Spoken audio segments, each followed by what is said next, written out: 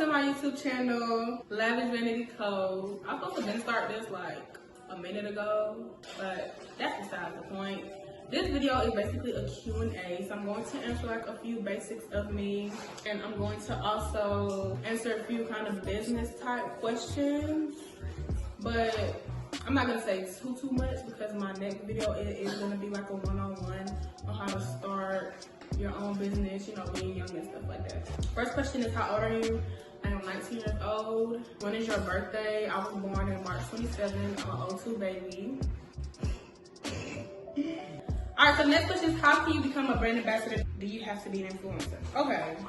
So with this, I get this question a lot, like on my business page, in my DMs, people who know me, all that stuff, because my business has grown quite a bit. It's not as big as where I want it to be yet, but it's gonna get there. But my business has grown quite a bit.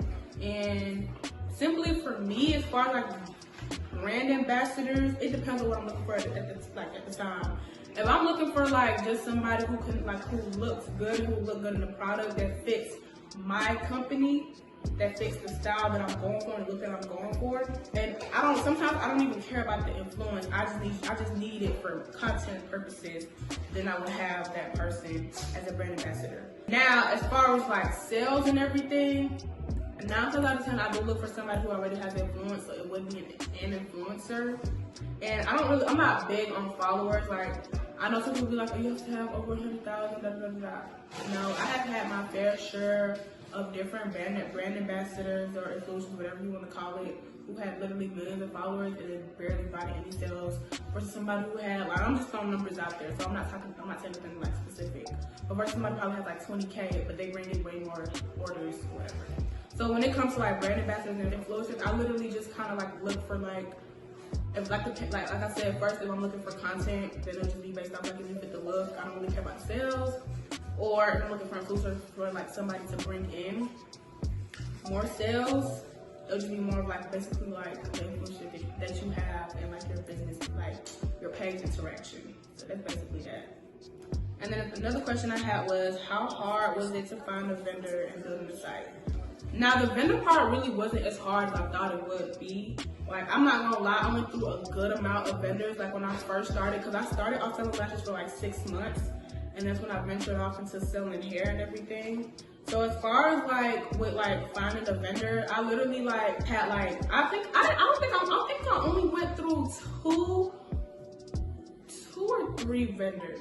Because right now I have 3 vendors as a whole. One is my luxury hair vendor. So like if you ever order hair from me and get it in like 2 days, that's because that hair is a lot more expensive, but it's like a higher quality. Like all my wigs and everything, all my hair is quality, but this is like a way higher grade. It was more like raw hair because it's like up to 40 inches.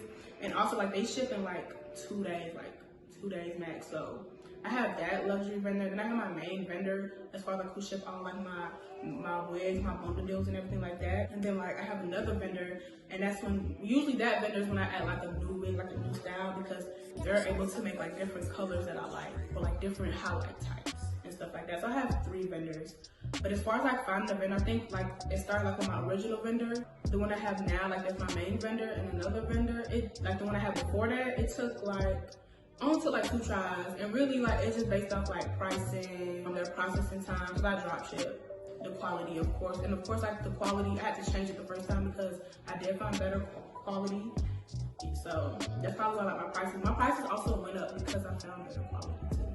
But I try to make it affordable for everybody. The other part of the question is building a site. I'm not gonna lie, when I first built my first site, literally I had my friend Jalen, shout out to Jalen, like that's my dog. He literally helped me with it, and it took like days. Like we literally went to Starbucks and was sitting there from morning to night building that website. Like it took a lot because like in the beginning I added so many products and I realized I didn't need that many products. But building a website do take a few days, especially like when you're trying to have like a specific theme and you want it to look nice and organized to where it don't have like you don't really have trouble as far as like your customers accessing it or trying to make orders or anything like that. And it took time because of like with hair you have like lengths, textures, so you have to implement like each price for each one, and that takes time on its own. But it wasn't that complicated. My next question is, how do you manage being in school and running a business?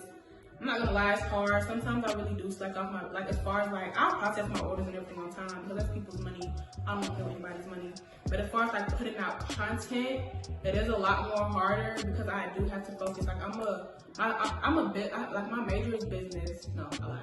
My major is finance and then my minor is marketing.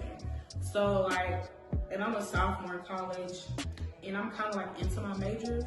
So it do get tough at times, like trying to manage both and still like put content out on my business page. And like, cause I was like, for instance, I was supposed to have a photo shoot this October for Black Friday, cause I usually do one every year since I started my business. It's like as far as like selling hair, but I didn't because I was just so busy with school. Like it just wasn't gonna work, like the timing, like it wouldn't work with everybody's schedule, it wouldn't work with my schedule. So that's why I'm moving it into April, but I'm gonna have more information on that for y'all. Like I'm doing a whole lot for that. It's just more of like scheduling out your day. Like I literally schedule out each and every day, and it's like I don't really get that many free days like how I want to because I'm always doing something as far as like pertaining to my business or pertaining to school. Then on top of that, I'm in clubs.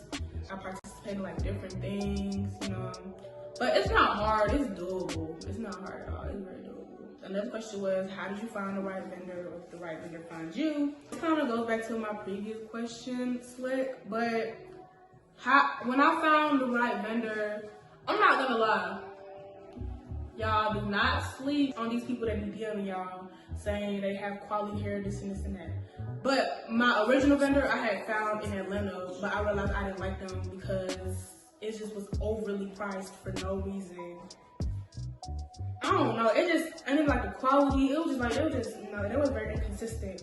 But do not sleep on the people that DM you, like if you want to start a business and they DM you and say, oh, we have this, we have that, da da da. I'm not gonna lie, some of them are scammers. That's why I said, if you're gonna try it out, I say buy one of their cheapest wigs that you're willing to like risk. Like for instance, like I think the first wig I bought for them was like $100 or $99, and I didn't care if I lost that because it was a risk taken to see like, okay, one, are they scamming me? Because there is a lot of scammers as far as like hair businesses who are willing to sell you hair, but just that's like step one first, and then two is just like testing out the quality, like you just dyeing the hair. I'll bleach the hair a few times to see like the quality, see how it holds. Curls, lace, of course. My lace has gotten a lot better over time.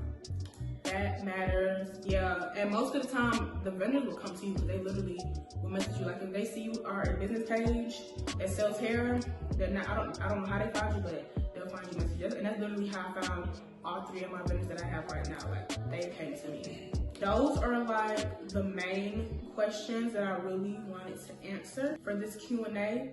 For my next video, like I said earlier, I'm doing a business 101 on how to start a business.